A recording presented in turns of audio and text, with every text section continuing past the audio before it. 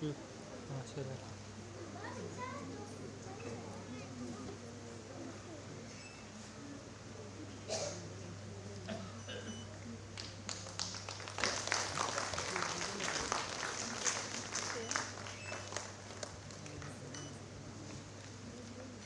Doctor Puttaraju R ರವರು ಮೈಸೂರಿನ ಶ್ರೀಮತಿ ಮಹದೇವಮ್ಮ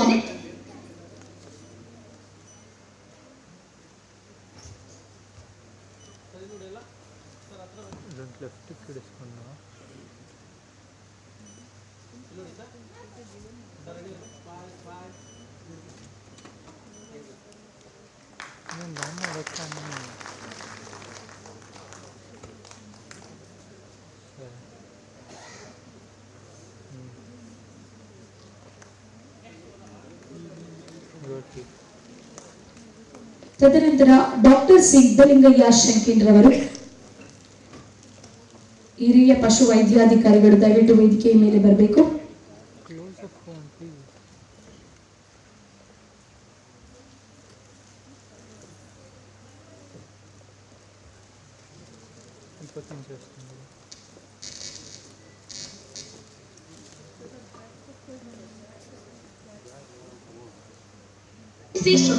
ಅನಾಥಾಶ್ರಮ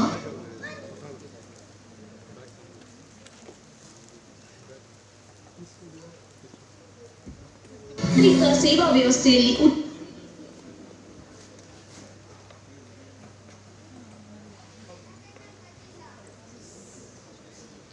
ಸಂಪನ್ಮೂಲ ವ್ಯಕ್ತಿಯ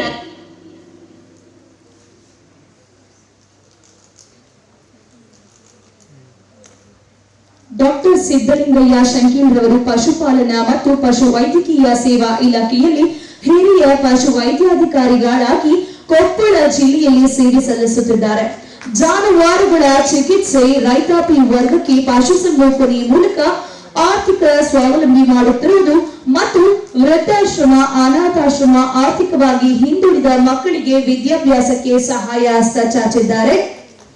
ಸಾಮಾಜಿಕ ಸೇವೆಯಲ್ಲಿ ತೊಡಗಿಸಿಕೊಂಡಿದ್ದಾರೆ. ನಾಗರಿಕ ಸೇವಾ ವ್ಯವಸ್ಥೆಯಲ್ಲಿ ಉತ್ತಮ ಬಾಂಧವ್ಯ, ಭ್ರಷ್ಟಾಚಾರ ರಹಿತ ಸೇವೆ, ಹಲವಾರು ಮಾಸಿಕ ಪತ್ರಿಕೆಗಳ ಮುಖಾಂತರ ಪಶುಸಂಗೋಪನೆ ಬಗ್ಗೆ ರೈತರಿಗೆ ಮಾಹಿತಿ ನೀಡುತ್ತಾ ಸಂಪನ್ಮೂಲ ವ್ಯಕ್ತಿಯಾಗಿ ಸೇವೆ ಸಲ್ಲಿಸುತ್ತಿದ್ದಾರೆ. ಇವರಿಗೆ ಪ್ರೈಡ್ ಆಫ್ ಕರ್ನಾಟಕ ಪ್ರಶಸ್ತಿ ನೀಡಿ ಗೌರವಿಸಲಾಗುತ್ತಿದೆ. ದಯವಿಟ್ಟು ಚಪ್ಪಾಳೆ ಮೂಲಕ ಅವರನ್ನ ಪ್ರೋತ್ಸಾಹ ಕೊಡಿ. ತದನಂತರ ಡಾಕ್ಟರ್ ವಿಕ್ರಮ್ ಎಸ್ ಬಿಳಿಗಿರಿ ವೈದ್ಯಕೀಯ ಸೇವೆ, ದಯವಿಟ್ಟು ವೇದಿಕೆಯ ಮೇಲೆ ಬರಬೇಕು.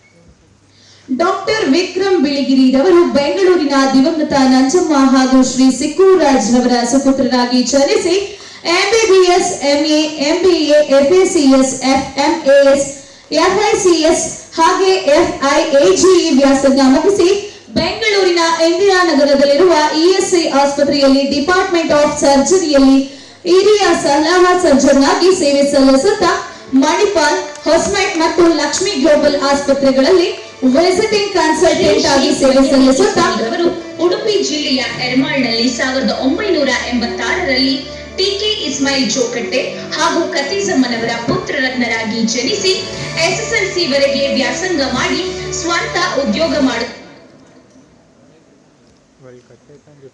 ಡಾಕ್ಟರ್ ವಿಕ್ರಮ್ ಬಿಳಿಗಿರಿರವರಿಗೆ ಧನ್ಯವಾದಗಳು. ತದನಂತರ ಡಾಕ್ಟರ್ ಕೆ ಶ್ರೀನಾಥ್ ಶಿಕ್ಷಣ ತಜ್ಞ, ದಯವಿಟ್ಟು ವೇದಿಕೆ ಮೇಲೆ ಬರಬೇಕು.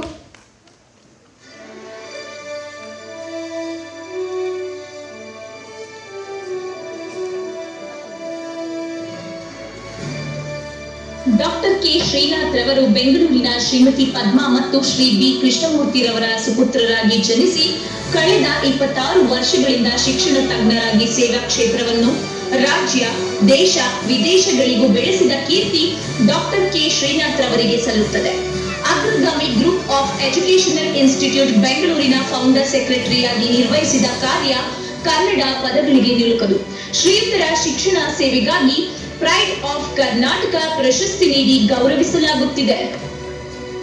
ಡಾಕ್ಟರ್ ಕೆ ಶ್ರೀನಾಥ್ ರವರಿಗೆ ಧನ್ಯವಾದಗಳನ್ನು ಹೇಳ್ತಾ ಶ್ರೀ ಶೇಖ್ ಮೈಯದಿ ಇಸ್ಮಾಯಿಲ್ ಅವರು ದಯವಿಟ್ಟು ವೇದಿಕೆ ಮೇಲೆ ಬರಬೇಕು.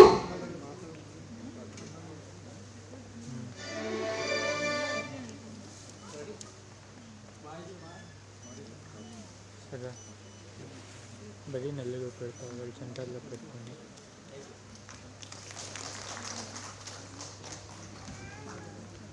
ಶ್ರೀ ಶೇಖ್ ಮೈಯದಿ ಇಸ್ಮಾಯಿಲ್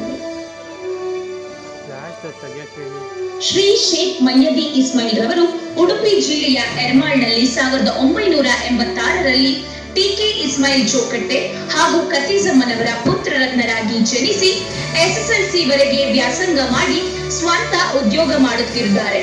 ಕೊರೋನಾ ಸಂದರ್ಭ ಸೇರಿದಂತೆ ಕಷ್ಟದ ಸಮಯದಲ್ಲಿ ಎಲ್ಲಾ ವರ್ಗದ ಜನರಿಗೆ ತನು ಮನದಿಂದ ಸಹಾಯ ಮಾಡಿರುತ್ತಾರೆ. ಶ್ರೀಯುತರ ಅವಿರತ ಸಮಾಜ ಸೇವೆಗಾಗಿ ಪ್ರೈಡ್ ಆಫ್ ಕರ್ನಾಟಕ ಪ್ರಶಸ್ತಿ ನೀಡಿ ಗೌರವಿಸಲಾಗುತ್ತಿದೆ.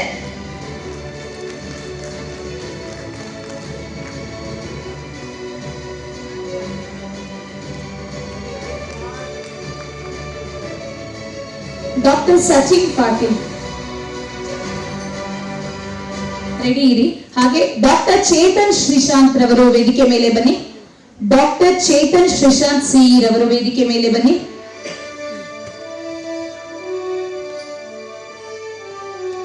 ಡಾಕ್ಟರ್ ಚೇತನ್ ಶ್ರೀಶಾಂತ್ ಸಿ ರವರು ಚಿಕ್ಕಮಗಳೂರಿನ ಶ್ರೀಮತಿ ಸುನಂದಾ ಮತ್ತು ಶ್ರೀ ಈಶ್ವರ್ ರವರ ಸುಪುತ್ರರಾಗಿ ಜನಿಸಿ MSc, MSW ಸೇರಿದಂತೆ ಹಲವಾರು ಪದವಿ ಸ್ನಾತಕೋತ್ತರ ಪದವಿ ಪಡೆದು MA ನರ್ಸಿಂಗ್ ಮಾಡಿ ಅಲೈಡ್ ನರ್ಸಿಂಗ್ ಮತ್ತು ಪ್ಯಾರಾಮೆಡಿಕಲ್ ಕಾಲೇಜಿನಲ್ಲಿ ಅತಿಥಿ ಉಪಾಧ್ಯಾಯರಾಗಿ ತಕ್ಷಶೀಲ ಎಜುಕೇಶನ್ ಗ್ರೂಪ್ನ ಪ್ರಿನ್ಸಿಪಾಲರಾಗಿ ಸೇವೆ ಸಲ್ಲಿಸುತ್ತಾ ಹಲವಾರು ಸಮಾಜ ಸೇವೆಯನ್ನು ಮಾಡಿರುತ್ತಾರೆ.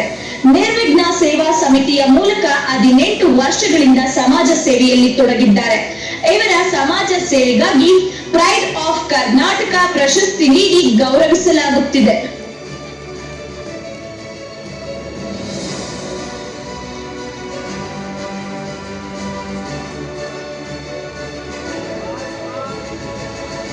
ಡಾಕ್ಟರ್ ಚೇತನ್ ಶ್ರೀಶಾಂತ್ ಸಿ ರವರಿಗೆ ಧನ್ಯವಾದಗಳನ್ನ ಹೇಳ್ತಾ ದಯವಿಟ್ಟು ಎಲ್ಲರೂ ಕೂಡ ಹಾಗೆ ಕೊಳ್ತೀರಿ. ಸ್ವಾಮೀಜಿಗಳು ಈಗಷ್ಟೇ ಕೂಡ ಆಗಮಿಸಿದ್ದಾರೆ. ಅವರ ಆಶೀರ್ವಚನಗಳನ್ನು ಕೂಡ ಕೇಳಬೇಕು ಅಂತ ನಮ್ಮ ಆಸೆ ಇದೆ.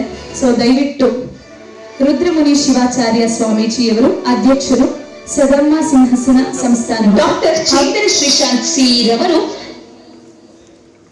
ದಯವಿಟ್ಟು ನಿಮ್ಮ ಆಶೀರ್ವಚನ ನೀಡಬೇಕು ಅಂತ ಕೇಳ್ಕೊತೀನಿ.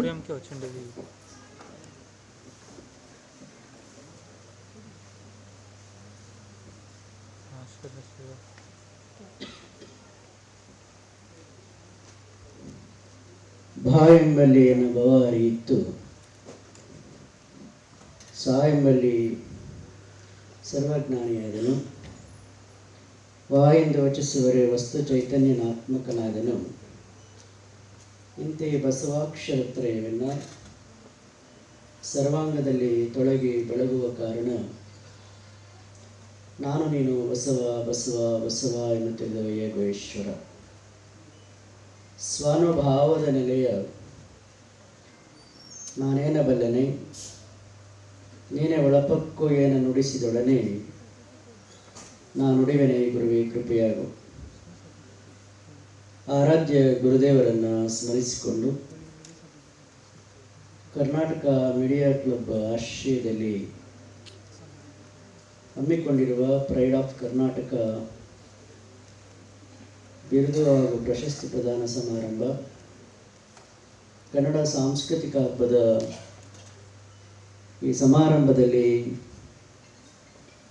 ಕಾರ್ಯಕ್ರಮವನ್ನು ಉದ್ಘಾಟಿಸಿ ಉದ್ಘಾಟನಾ ಪರವಾದಂಥ ನುಡಿಗಳನ್ನಾಡಿರುವ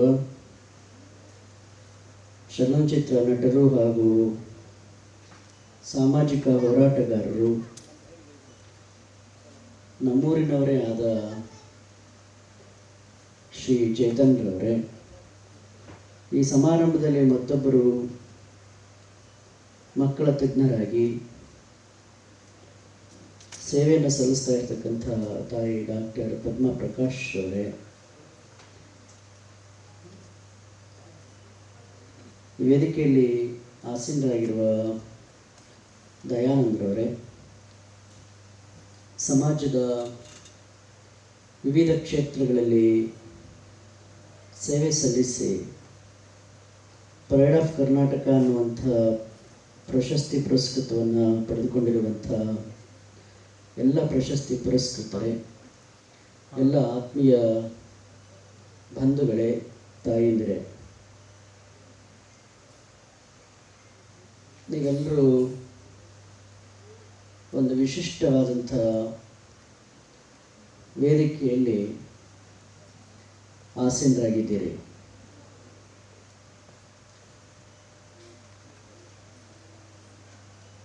ಇಲ್ಲಿ ಪ್ರಶಸ್ತಿಯನ್ನು ಪುರಸ್ಕೃತರಾದವರನ್ನು ನೋಡಿದಾಗ ಅವರು ಅತ್ಯಂತ ಉನ್ನತವಾದಂತಹ ಕ್ಷೇತ್ರದಲ್ಲಿ ಸಾಧನೆ ಮಾಡಿ ಸೇವೆಯನ್ನು ಸಲ್ಲಿಸಿದ್ದಾರೆ. ಹಲವಾರು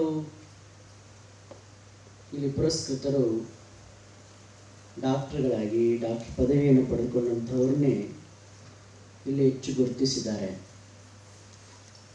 ನಾವೆಲ್ಲ ಗಮನಿಸಬೇಕು, ಅವ್ರಿಗೆ ಡಾಕ್ಟರ್ ಆಗಿದ್ದಕ್ಕೆ ಇಲ್ಲಿ ಪ್ರೈಡ್ ಆಫ್ ಕರ್ನಾಟಕ ಅನ್ನುವಂಥ ಪ್ರಶಸ್ತಿನ ಕೊಟ್ರ ಅಂತ ಹೇಳಿದ್ರೆ, ನಿಜವಾಗಿಯೂ ಡಾಕ್ಟರ್ ಆಗಿದ್ದಕ್ಕೆ ಅವರಿಗೆ ಕೊಟ್ಟಿಲ್ಲ. ಬದಲಾಗಿ ಡಾಕ್ಟ್ರಾಗಿ ಅವರು ಸಮಾಜಮುಖಿಯಾಗಿ ಸೇವೆ ಸಲ್ಲಿಸಿದ್ರು ಅನ್ನುವಂತಹ ಕಾರಣಕ್ಕಾಗಿ ಅವರಿಗೆ ಸೇವೆಯ ಪ್ರಶಸ್ತಿ ಲಭ್ಯ ಆಗಿದೆ ಅಂಥೇಳಿ ನಾವೆಲ್ಲ ಭಾವಿಸ್ಬೇಕಾಗಿರುವಂಥದ್ದು. ಪದವಿಗಿಂತಲೂ ಸೇವೆ ಸಮಾಜದಲ್ಲಿ ಬೇಗ ಗುರುತಿಸ್ಕೊಳ್ಳಿಕ್ಕೆ ಸಾಧ್ಯ ಆಗುತ್ತೆ. ಹಾಗಾಗಿ ಈ ದೇಶದ ಇತಿಹಾಸವನ್ನು ನೋಡಿದಾಗ ಅನೇಕರು ಶ್ರೀಮಂತರು ಈ ದೇಶದಲ್ಲಿದ್ದರು, ಅನೇಕ ರಾಜರು ಈ ದೇಶದಲ್ಲಿದ್ದರು, ಅನೇಕ ಹೋರಾಟಗಾರರು ಈ ದೇಶದಲ್ಲಿದ್ದರು.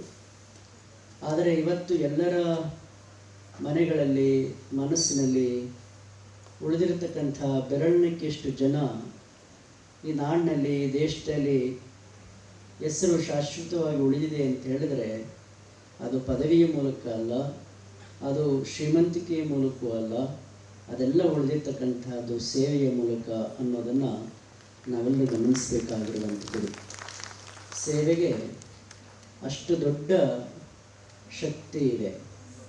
ಅಂದರೆ ನಾವು ಬದುಕಿದ್ದು ನಮಗಾಗಿ ಮಾತ್ರ ಅಲ್ಲ, ಪರರಿಗಾಗಿ ನಾವು ಬದುಕಬೇಕು ಅನ್ನುವಂಥ ಜೀವನವನ್ನು ಯಾರು ನಡೆಸಿರ್ತಾರೆ ಅವರು ಎಲ್ಲರ ಮನೆಗಳಲ್ಲಿ ಎಲ್ಲರ ಮನಸ್ಸಿನಲ್ಲಿ ಉಳಿಲಿಕ್ಕೆ ಸಾಧ್ಯ ಆಗುತ್ತೆ.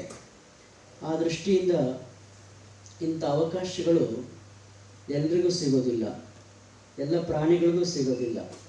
ಇಂಥ ಅವಕಾಶ ಜಗತ್ತಿನಲ್ಲಿ ಕಲ್ಪಿಸಿರೋದು ಯಾರಿಗೆ ಅಂತ ಹೇಳಿದ್ರೆ ಮನುಷ್ಯನಿಗೆ ಮಾತ್ರ ಅಂತ ನೀವೆಲ್ಲ ತಿಳ್ಕೊಳ್ಬೇಕಾಗಿರುವಂಥದ್ದು. ಯಾವ ಪ್ರಾಣಿಗಳಿಗೂ ಇಂಥ ಸೇವೆ ಮಾಡ್ತು ಈ ಪ್ರಾಣಿ, ಅದಕ್ಕಾಗಿ ನಾವು ಇದನ್ನು ಭಾಳ ಗೌರವಿಸ್ತೇವೆ ಅನ್ನೋದನ್ನು ಯಾರೂ ನಾವು ನೋಡಿಲ್ಲ. ಆದರೆ ಮನುಷ್ಯನಿಗೆ ತ್ಯಾಗ ಮಾಡಿದ ಕಾರಣಕ್ಕಾಗಿ, 4 ಜನಕ್ಕೆ ಸೇವೆ ಮಾಡಿದ ಕಾರಣಕ್ಕಾಗಿ ಅವರನ್ನು ಗೌರವಿಸ್ತೇವೆ ಅನ್ನುವಂಥ ಈ ಭಾರತೀಯ ಪರಂಪರೆಯ ಕೃತಜ್ಞತೆಯ ಸಂಸ್ಕಾರ ಇದ್ದರೆ ದೇಶದಲ್ಲಿ ಅದು ಭಾರತದಲ್ಲಿ ಮಾತ್ರ ಅನ್ನೋದನ್ನು ನಾವೆಲ್ಲ ನೆನಪಿಟ್ಕೊಳ್ಬೇಕಾಗಿರುವಂಥದ್ದು. ಭಾರತ ಅಂತ ಹೇಳಿದ್ರೆ ಕೃತಜ್ಞತೆಯ ಸಂಕೇತ. ಎಷ್ಟರ ಮಟ್ಟಿಗೆ ಭಾರತ ಕೃತಜ್ಞತೆಯ ಸಂಕೇತ ಅಂತ ಹೇಳಿದ್ರೆ, ಬೆಳಕನ್ನು ಕೊಟ್ಟಂಥ ಸೂರ್ಯನ ಪೂಜಿಸುವಂಥ ಜನ ನಾವು, ಕುಡಿಯುವಂಥ ನೀರಿಗೆ ಪೂಜಿಸುವಂಥ ಒಂದು ಜನ ನಾವು, ಮಣ್ಣಿಗೆ ಪೂಜಿಸುವಂಥ ಜನ ನಾವು, ಮರಗಳಿಗೆ ಪೂಜಿಸುವಂಥ ಜನ ನಾವು, ಪ್ರಾಣಿಗಳಿಂದ ಸಹಾಯ ಪಡೆದಂಥ ಕಾರಣಕ್ಕಾಗಿ ಪ್ರಾಣಿಗಳಿಗೂ ಸಹಿತ ಕೃತಜ್ಞತೆಯಿಂದ ಅರ್ಪಿಸಿದಂಥ ಜಗತ್ತಿನ ಒಂದು ಸಂಸ್ಕೃತಿಯ ದೇಶ ಇದ್ದರೆ ಅದು ಭಾರತ. ಆ ಕಾರಣಕ್ಕಾಗಿ ಭಾರತ ಅತ್ಯಂತ ಶ್ರೇಷ್ಠವಾದ ಸ್ಥಾನದಲ್ಲಿ ನಾವೆಲ್ಲ ಇದ್ದೇವೆ. ಅದರ ಪರಂಪರೆಯ ವಾರಸುದಾರರು ನಾವೆಲ್ಲರೂ ಆಗಿದ್ದೇವೆ ಅನ್ನುವಂಥ ಹೆಮ್ಮೆ ಮತ್ತು ಅಭಿಮಾನ ನಾವು ಯಾವತ್ತೂ ಸಹ ನಿರಂತರವಾಗಿ ನಮ್ಮೊಳಗಡೆ ಉಳಿಸ್ಕೊಳ್ಬೇಕಾಗಿರುವಂಥದ್ದು. ಎಲ್ಲ ದಾರ್ಶನಿಕರು, ಈ ಜಗತ್ತಿನ ಎಲ್ಲ ಮೇಧಾವಿಗಳು ಮನುಷ್ಯರನ್ನು ಅತ್ಯಂತ ಶ್ರೇಷ್ಠ ಅಂತ ಭಾವಿಸಿದರು. ಪ್ರಾಣಿಗಳನ್ನು ಶ್ರೇಷ್ಠ ಅಂತ ಯಾರೂ ಕರೀಲಿಲ್ಲ, ಆದರೆ ಮನುಷ್ಯನನ್ನು ಅತ್ಯಂತ ಶ್ರೇಷ್ಠ ಅಂತ ಭಾವಿಸಿದರು. ಯಾವ ಕಾರಣಕ್ಕಾಗಿ ಮನುಷ್ಯನನ್ನು ಶ್ರೇಷ್ಠ ಅಂತ ಕರೆದರು ಅಂತ ಹೇಳಿದರೆ, ಎಲ್ಲ ಪ್ರಾಣಿಗಳಿಗೂ ಇರುವ ಹಾಗೆ ಮನುಷ್ಯನಿಗೂ ಸಹಿತ ಹಸಿವು ಇದೆ, ನಿದ್ರೆ ಇದೆ, ಭಯ ಇದೆ, ಸಂತಾನೋತ್ಪತ್ತಿ ಇದೆ. ಇದು ಮನುಷ್ಯನಿಗೂ ಇದೆ, ಪ್ರಾಣಿಗಳಿಗೂ ಇದೆ. ಆದರೆ ಪ್ರಾಣಿಗಳಿಗೆ ಇಲ್ಲದೇ ಇರುವಂಥ ಒಂದು ವಿಶಿಷ್ಟವಾಗಿರುವಂಥದ್ದು ಮನುಷ್ಯನಿಗೆ ಇದೆ. ಯಾವುದು ಅಂತ ಹೇಳಿದ್ರೆ ಅದು ಮಾತನಾಡುವಂಥ ಮತ್ತು ಅರಿವನ್ನು ಪಡೆದುಕೊಡುವಂಥ ಕಾರಣಕ್ಕಾಗಿ ಮನುಷ್ಯ ಎಲ್ಲ ಪ್ರಾಣಿಗಳಿಗಿಂತಲೂ ಸಹ ಅತ್ಯಂತ ಸರ್ವಶ್ರೇಷ್ಠ ಅಂಥೇಳಿ ಭಾವಿಸ್ಬೇಕಾಗಿರುವಂಥದ್ದು. ಆದರೆ ಪ್ರಾಣಿಗಳು ಸರ್ವಶ್ರೇಷ್ಠ ಅಲ್ವಾ ಅನ್ನುವಂಥ ಪ್ರಶ್ನೆ ಹಾಕ್ಕೊಂಡಾಗ ಮನುಷ್ಯನಿಗಿಂತಲೂ ಪ್ರಾಣಿ ಅತ್ಯಂತ ಹಲವು ಕಾರಣಕ್ಕಾಗಿ ನಾವು ಮೇಧಾವಿ ಅಂತ ಭಾವಿಸ್ಲಿಕ್ಕೆ ಸಾಧ್ಯ ಇದೆ, ಶ್ರೇಷ್ಠ ಅಂತ ಭಾವಿಸ್ಲಿಕ್ಕೆ ಸಾಧ್ಯ ಇದೆ. ನಿಮಗೆಲ್ಲ ಗೊತ್ತಿರ್ಬೋದು, ಇರುವೆ ಅನ್ನುವಂಥ ಪ್ರಾಣಿ ನಿಮಗೆಲ್ಲ ಗೊತ್ತಿದೆ.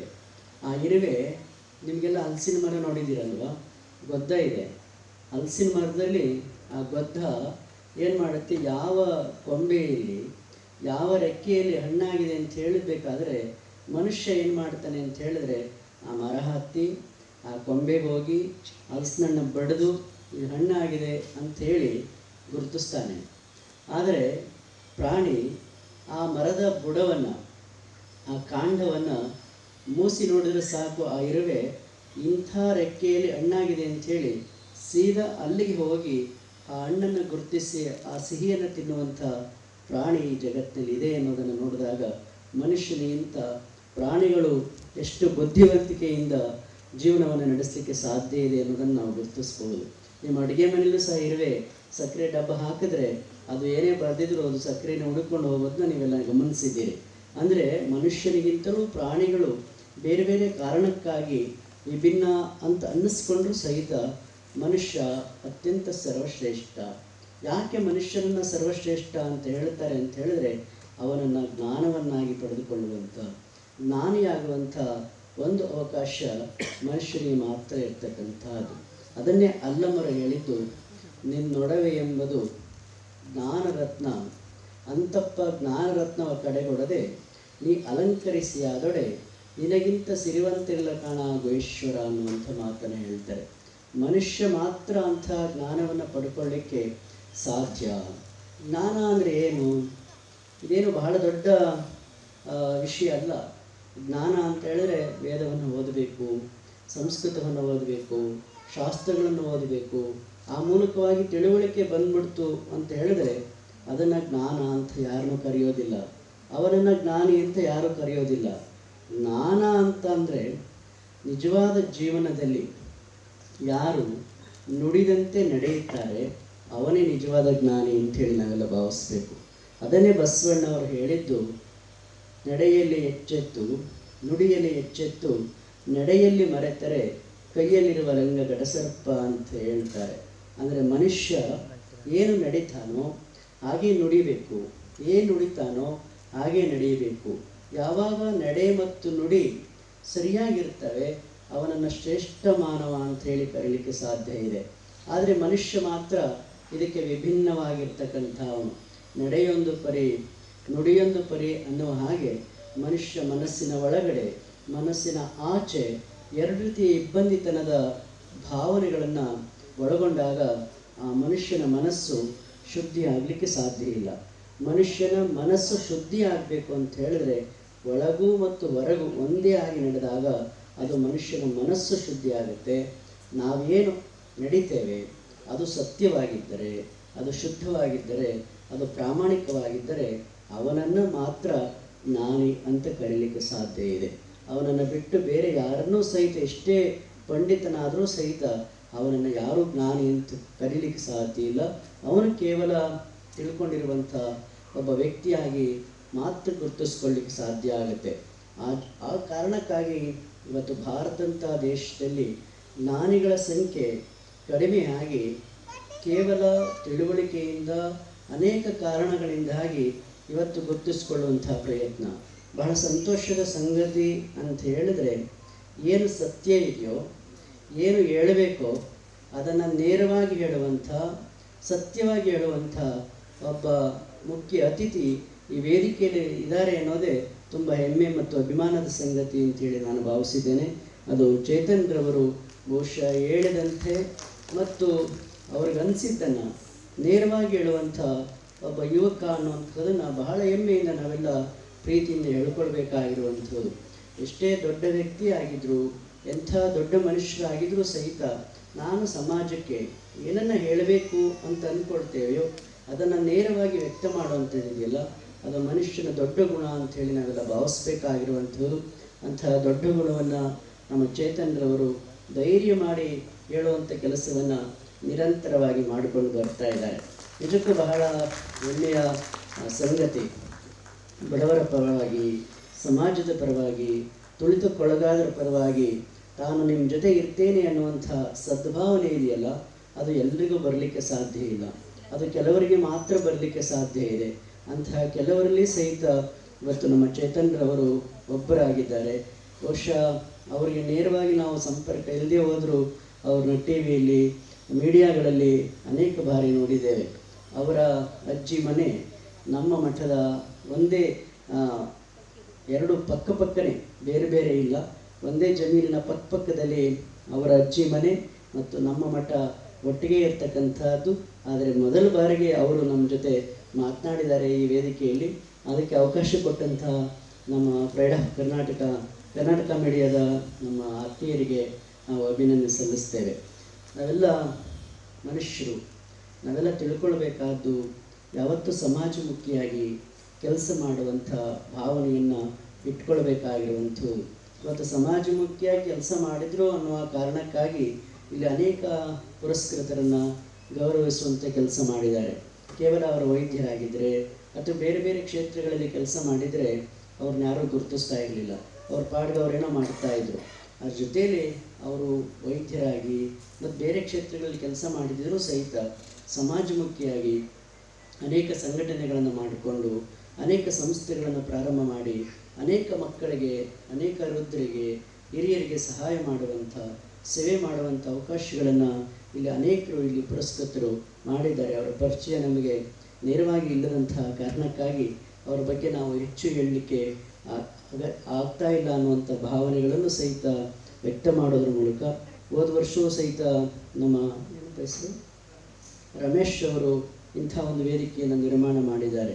ಬೆಂಗಳೂರಿನಲ್ಲಿ ಇಂಥ ವೇದಿಕೆಗಳನ್ನು ನಿರ್ಮಾಣ ಮಾಡಿ ಗೌರವಿಸುವಂಥ ಒಂದು ಕೆಲಸ ಪ್ರಾಮಾಣಿಕವಾಗಿ ಮಾಡಿದ್ದಾರೆ ಅಂತ ಹೇಳಿದ್ರೆ ನನಗೆ ಬಹಳ ಹೆಮ್ಮೆ ಅಂತ ಅನ್ನಿಸ್ತಾ ಇದೆ.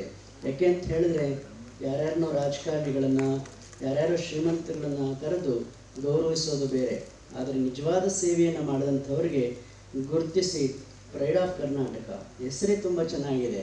ಅದು ಕರ್ನಾಟಕದ ಹೆಮ್ಮೆ, ಕರ್ನಾಟಕದ ಅಭಿಮಾನ ಅನ್ನುವಂಥ ಅನೇಕ ಹಿರಿಯರನ್ನು ಗುರುತಿಸುವಂಥ ಕೆಲಸ ರಮೇಶ್ ಅವರು ಮಾಡ್ಕೊಂಡು ಬಂದಿದ್ದಾರೆ. ನಿಜಕ್ಕೂ ಅಭಿನಂದನಾರ್ಹರು ಅನ್ನುವಂಥ ಮಾತುಗಳನ್ನು ಅವರಿಗೆ ತಿಳಿಸ್ತಾ, ತಾಯಿ ನಮ್ಮ ಡಾಕ್ಟರ್ ಪದ್ಮಾರವರು ಸಹಿತ ವೇದಿಕೆಯಲ್ಲಿದ್ದಾರೆ. ಅವರೆಲ್ಲರೂ ಸಹಿತ ಸಮಾಜಮುಖಿಯಾಗಿ ಕೆಲಸವನ್ನು ಮಾಡ್ತಕ್ಕಂಥ ಅವರೆಲ್ಲರ ಒಂದು ಸೇವೆ ಸಮಾಜಕ್ಕೆ ನಿತ್ಯ ಆಗಲಿ ಅಂತ ಹೇಳುವುದರ ಮೂಲಕ ಎಷ್ಟು ವರ್ಷ ಬದುಕ್ತೇವೆ ಅನ್ನೋದು ಮನುಷ್ಯನಿಗೆ ಮುಖ್ಯ ಅಲ್ಲ, ಬದುಕಿದಷ್ಟು ಸಹಿತ ಇನ್ನೊಬ್ಬರಿಗೆ ಬೇಕಾಗಿ ಬದುಕುವಂಥದ್ದನ್ನು ನಾವೆಲ್ಲ ಕಲ್ತ್ಕೊಳ್ಬೇಕಾಗಿರುವಂಥದ್ದು.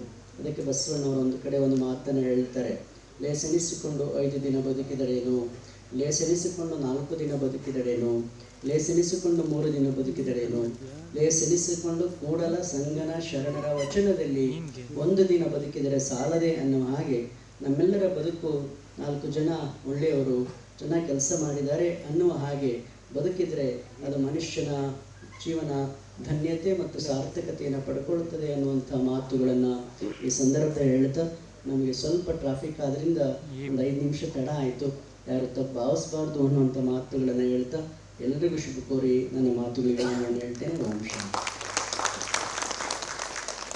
ಧನ್ಯವಾದಗಳು ಗುರುಗಳೇ.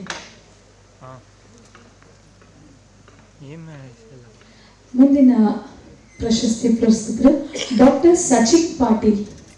ಡಾಕ್ಟರ್ ಸಚಿನ್ ಪಾಟೀಲ್ ದಯವಿಟ್ಟು ವೇದಿಕೆ ಮೇಲೆ ಬರಬೇಕು. ಡಾಕ್ಟರ್ ಸಚಿನ್ ಪಾಟೀಲ್ ಬೀದರ್ ಜಿಲ್ಲೆಯ ಶ್ರೀಮತಿ ಜಯಶ್ರೀ ಪಾಟೀಲ್ ಮತ್ತು ಶ್ರೀ ವಿಜಯ್ ಕುಮಾರ್ ಪಾಟೀಲ್ ಸುಪುತ್ರರಾಗಿ ಜನಿಸಿ MBBS ಅಧ್ಯಯನ ಮಾಡಿ ಇಂಟರ್ನಲ್ ಮೆಡಿಸಿನ್ ನಲ್ಲಿ MD ವ್ಯಾಸಂಗ ಮುಗಿಸಿ CPCDM ಅಧ್ಯಯನ ಮಾಡಿ ಬೀದರ್ನಲ್ಲಿ ಸ್ವಂತವಾಗಿ ವಿಜಯಶ್ರೀ ಹೆಲ್ತ್ ಕೇರ್ ಮೂಲಕ ವೈದ್ಯಕೀಯ ವೃತ್ತಿಯನ್ನು ಪ್ರಾರಂಭಿಸಿದ್ದಾರೆ. ರೋಗಿಗಳ ಪಾಲಿನ ಆರಾಧ್ಯ ದೇವರಾಗಿ ಸೇವಾ ಮನೋಭಾವದಿಂದ ಬಯಲು ಸೀಮೆಯ ದೇವರಾಗಿದ್ದಾರೆ. 1 ರಾಷ್ಟ್ರೀಯ 7 ಅಂತಾರಾಷ್ಟ್ರೀಯ ಸಂಶೋಧನಾ ಪ್ರಬಂಧಗಳನ್ನು ರಚಿಸಿ ಖ್ಯಾತಿ ಗಳಿಸಿದ್ದಾರೆ.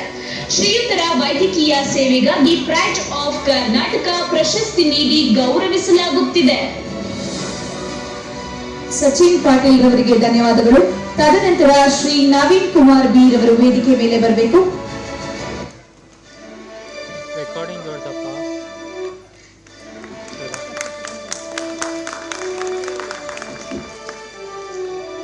ಶ್ರೀ ನವೀನ್ ಕುಮಾರ್ ಬಿ ರವರು ಬೆಂಗಳೂರಿನಲ್ಲಿ ವೆಂಕಟಲಕ್ಷ್ಮಮ್ಮ ಮತ್ತು H ಭೈರಪ್ಪ ರವರ ಸುಪುತ್ರರಾಗಿ ಜನಿಸಿ BE ವ್ಯಾಸಂಗ ಮುಗಿಸಿ ಸಮಾಜ ಸೇವಕರಾಗಿ ಹೋರಾಟಗಾರರಾಗಿ ಬೆಂಗಳೂರಿನ ಮಾಗಡಿ ರಸ್ತೆಯ ಸುತ್ತಮುತ್ತಲೂ ಖ್ಯಾತಿ ಪಡೆದಿರುತ್ತಾರೆ. ಹಲವಾರು ಸಮಾಜ ಸೇವಾ ಸಂಸ್ಥೆಗಳ ಸಹಾಯದೊಂದಿಗೆ ರಕ್ತದಾನ ಶಿಬಿರ, ಆರೋಗ್ಯ ಶಿಬಿರ ಏರ್ಪಡಿಸಿರುತ್ತಾರೆ. ಸ್ಥಳೀಯ ಸಾರ್ವಜನಿಕರಿಗೆ ಸಹಾಯ ಸಹಕಾರ ನೀಡುತ್ತಿದ್ದಾರೆ. ಬಡ ಮಕ್ಕಳ ವಿದ್ಯಾಭ್ಯಾಸಕ್ಕೆ ಸಹಾಯ, ಪುಸ್ತಕಗಳ ವಿತರಣೆ, ಹೀಗೆ ಹಲವಾರು ಸೇವೆಗಳನ್ನು ಮಾಡುತ್ತಾ ಕನ್ನಡ ನಾಡು ನುಡಿ ಹಬ್ಬಗಳಲ್ಲಿ ಸಕ್ರಿಯವಾಗಿ ಭಾಗವಹಿಸಿರುತ್ತಾರೆ. ಇವರ ಕನ್ನಡ ಸೇವೆ ಮತ್ತು ಸಮಾಜ ಸೇವೆಗಾಗಿ